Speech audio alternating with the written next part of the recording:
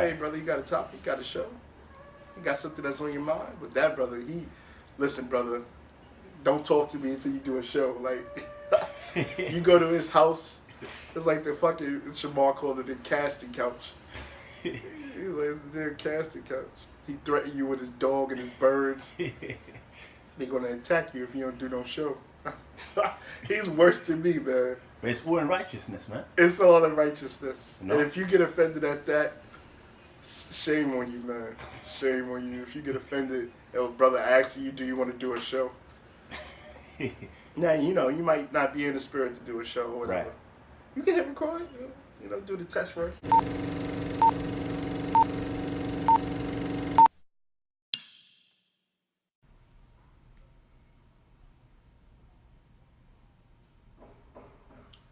Shalom. First and foremost, I want to give all praise, honor, and glory to Yahweh, Ba'ashem, Yahweh Shah. Double honors to the apostles, elders, and great millstone. Honors and blessings to you, Akin, that's teaching this word in truth and sincerity. All right? This is a quick precept show. All right? This is pressing towards the mark. All right? You got to continue to push. Just like Apostle Vakar likes to use the analogy of boxing, and you reach the latter rounds of the boxing match, and you can't just quit or give up. You got to continue to press. You got to continue to push. So despite what you're going through, whatever affliction or torment or suffering you may be going through, you got to continue to push and press. Give diligence to make your calling of election sure. I know it's hard. That's a part of the battle. The Most High is a man of war. He wants to see you as a warrior, man. He wants to see that good fight. And despite what you're going through, he wants to see you fight through it. That's why Yahweh Shah, the scriptures say, through the foolishness of preaching. Because we look like fools, man. We in these corruptible bodies. We in these tangible, carnal, sinful flesh. But we know that there's a higher power and that his word is true and his promises are true.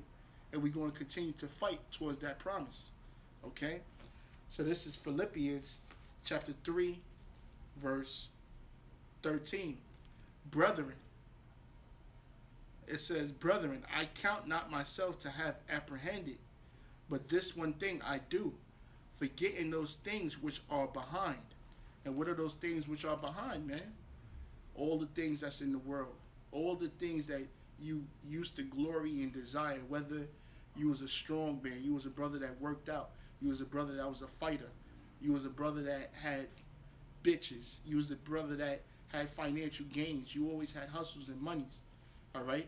Whatever you gloried in, you counted loss for the faith's sake. Even in regards to suffering, you got infirmities, you sick, you can't get a break, you can't get you live in check to check, you haven't worked in months. You got to put that behind and remember that you got a goal, a mission. You have a job to do, which is serving Yahweh Ba'ashem Yahweh Shah. And you have to remember, serving Yahweh Ba'ashem Yahweh Shah benefits your so-called physical life. Okay? What do I mean by that? When you please the Lord, the scriptures say in Joshua 1:8, you shall have a prosperous and successful life. The Most High is going to make a way for you to get through whatever you're going through. Let me read on. So it says, brethren, I count not myself to have apprehended, but this one thing I do, forgetting those things which are behind, and reaching forth onto those things which are before, which is the kingdom of heaven, which is salvation, which is the knowledge, wisdom, understanding of the scriptures, which is the brotherhood. You reaching for those things that are before you. This world is going to be destroyed, so this world ain't before you. You do what you do to so-called sustain yourself in this life, of course. Yes, you work. If you have a family, you take care of them. You got a woman, you take care of her. But guess what? Your objective, your tunnel vision, you should have tunnel vision towards this truth and this faith and this ministry. It reads, and reach it forth onto those things which are before. I press towards the mark. What's the mark? The mark is the destination. The mark is the kingdom of heaven. Our goal, the light at the end of this tunnel, this cesspool that we live in, which is America, and wherever you dwell at. Okay? We have to press towards that mark. No matter what the fuck we going through, we got to continue to push. Keep on pushing, man. Because guess what? There's a reward for your hard and strenuous labor. There's a reward for your daily sacrifice. There's a reward for your daily affliction. All right? It says, I press towards the mark for the prize. That's our paycheck.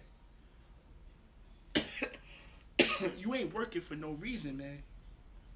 You're not sacrificing for no reason. You're not going through what you're going through for no reason. Paul said he pressed towards the mark for the prize. So guess what? He dealt with the persecution. He dealt being hated by the scribes and Pharisees.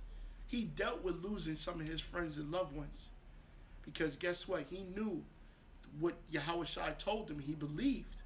So you have to know what Yahushua told us and believe. Everything that's recorded in the scriptures, the promises that he made to our forefathers, the promises that he made to us. He that forsaketh mother, father, son, daughter, land, brother, for his name's sake, shall be rewarded. It says, I press towards the mark for the prize of the high calling. This is the calling on high. All right? This is a high calling, man. And you can't think of this truth. You can't lessen this truth. You can't sum up this truth or make this truth any smaller than what it is. Because this truth is great. This power, this word is great and powerful. Every precept that you read every Saturday, every precept that you quote to brothers is power. So you can't sum up or belittle this truth. So it says, for the prize of the high calling. This is a high calling, man. All right? You are, how the brother Rakayo Kwong coined it. You are, damn, what he said. You are a miracle. All right?